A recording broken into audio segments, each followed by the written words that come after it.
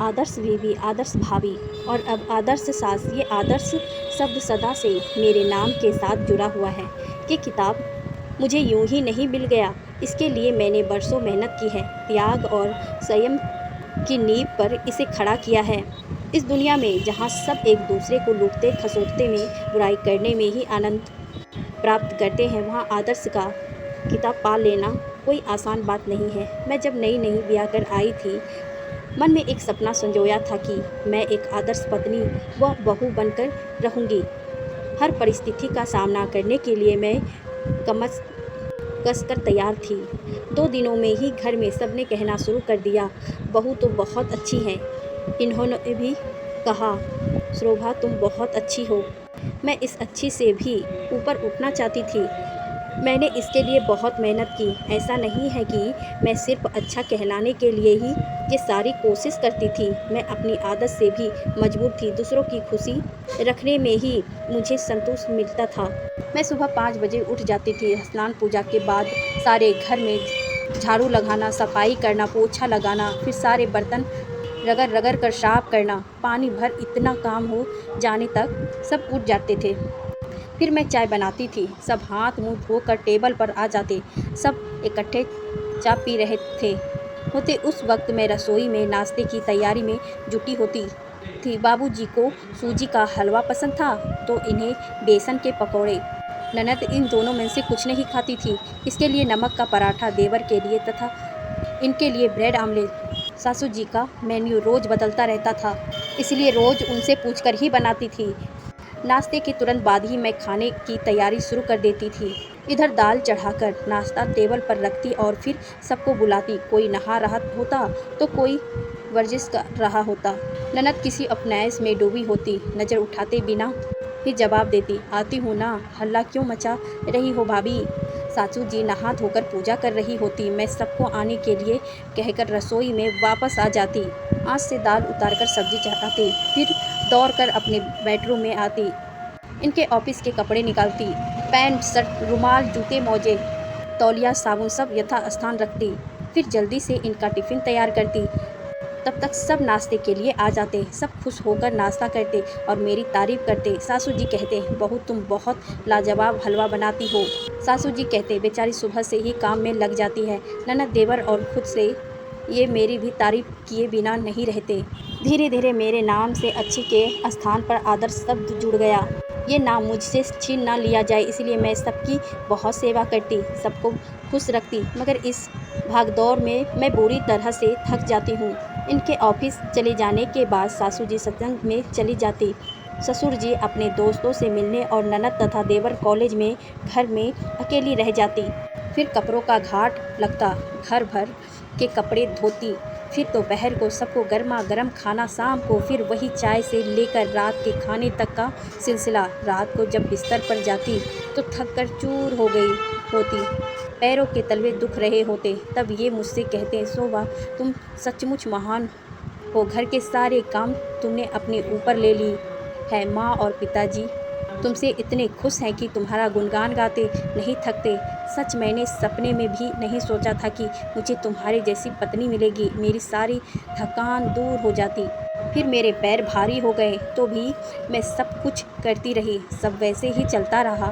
फिर मेरा पहला बेटा हुआ, आशीष। प्यार सा नन्हा सा उसे पाकर मुझे जैसे जन्नत मिल गए। अब मेरा काम दुगना हो गया था। फिर भी मैंने कभी उपतक नहीं की और किसी को शिकायत का मौका नहीं दिया। इस बीच मेरा स्वास्थ्य गिरता चला गया। अपना ध्यान रखने के वक्त ही कहा था मेरे पास। फिर 1.5 साल के बाद वैभव हुआ, फिर श्रुति और फिर अनिल।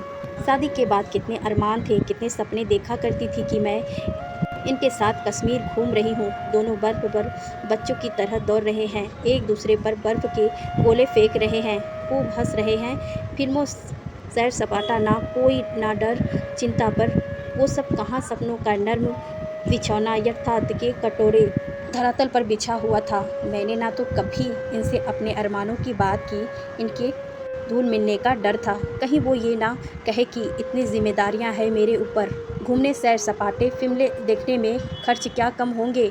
बड़ी मुश्किल से तो घर का खर्च उठाता हूँ और तुम हो कि मैं बूढ़ी नहीं बनना चाहती थी, इसीलिए सदा चुप रही। हम दोनों कहीं भी घूमने नहीं गए। बच्चे बड़े होने लगे, इधर सास ससुर भी वृद्ध हो चले थे और बीमारी रहने लगे थे। मैंने उनकी जी जान से सेवा की, पर वो हमारा साथ कब तक देते। आखिर दोनों एक एक करके हमारा साथ छोड़ गए। फिर हमने ननद की शादी की। मैंने अपने दहेज का सारा सामान उसे दे दिया। सब नया नया वैसे का वैसा ही रखा था। ननद रो पड़ी थी, भाभी तुम कितनी विशाल हृदय हो। देवर को पढ़ाया लिखाया, लायक बनाया, फिर उसकी भी शादी की। अंचला आई मेरी देवरानी बनकर।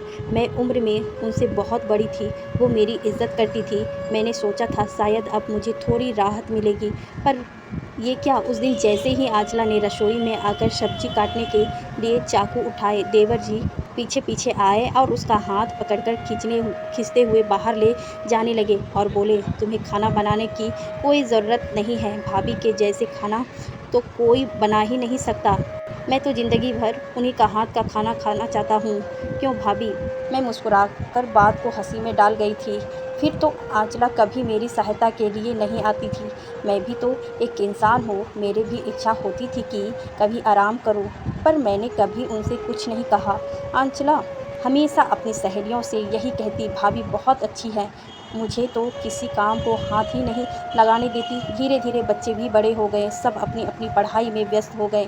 मैं सबका पूरा ध्यान रखती थी, कब किसे क्या ज़रूरत है, कौन से कपड़े पहनने हैं, क्या खाना है। बच्चे हमेशा लाड करते हुए मेरे गले से लटक जाते, माँ तुम कितनी अच्छी हो, हमारा कितना ख्याल रखती हो।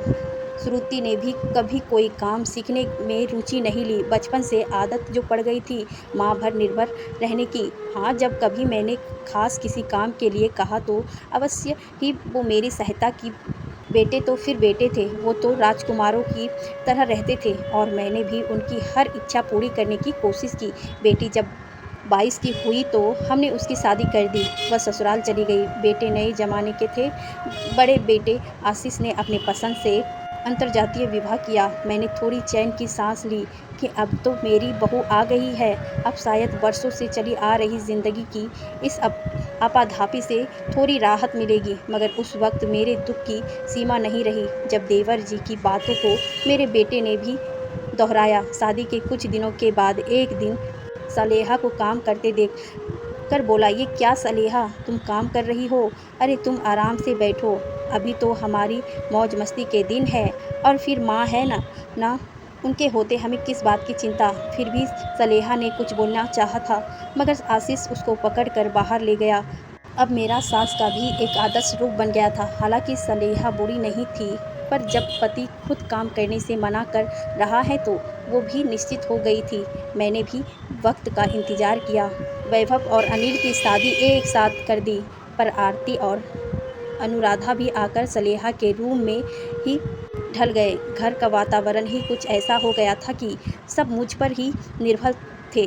मैं ना देखूं तो कोई काम नहीं होता था।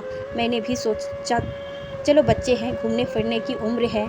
आखिर मैंने अपने अरमान दबाए ही थे, तो जिस चीज़ से मैं वर्जित रही, कम से कम बच्चों को तो उनकी कमी ना खले। मुझे तो मालूम था नई नई शादी के बाद क्या क्या अरमान होते हैं। वक्त बीतता रहा, बहुओं के बच्चे हुए, मैं दादी भी बन गई। बच्चे भी मेरे आगे पीछे ही घूमते। सच पूछो तो मैंने ही सबको पाला।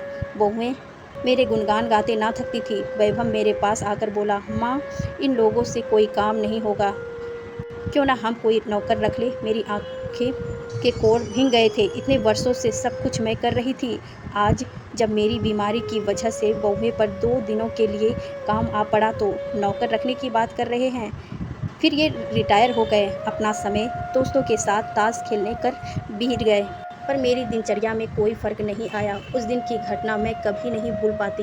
मैं बीमार पड़ गई थी, बहुत तेज़ बुखार था। मुझे हफ्ता भर में बिस्तर पर पड़ी रही। उस एक हफ्ते सारी जिम्मेदारियां बहुओं के ऊपर आ पड़ी। 2 दिनों में ही बेबी की तरफ खिंच उठी। मंझली और छोटी किसी काम की बात को लेकर आपस में ही उलझ गए। उन्होंने समझाने बुझाने के वैभव मेरे पास आकर बोला, माँ इन लोगों से कोई काम नहीं हो सकेगा, क्यों ना हम कोई नौकर रख ले। मेरी आंखों के भीग गए थे। इतने वर्षों से सब कुछ मैं कर रही थी, आज जब 2 दिनों का काम जब इन लोगों पर आ पड़ा तो नौकर रखने की बात कर रहे हैं। पर मैंने सिर्फ इतना कहा, रहने दो बेटा, ज़रा अच्छी हो जाऊँ, 2 दिनों बाद मैं खुद ही संभाल लूँगी। और 2 दिनों के बाद फिर सब कुछ पहले जैसे हो गया था। अचानक एक दिन सुबह बैठे बैठे ही मेरी जीभ लड़खड़ाने लगी, बोलती कुछ थी, निकलता कुछ था।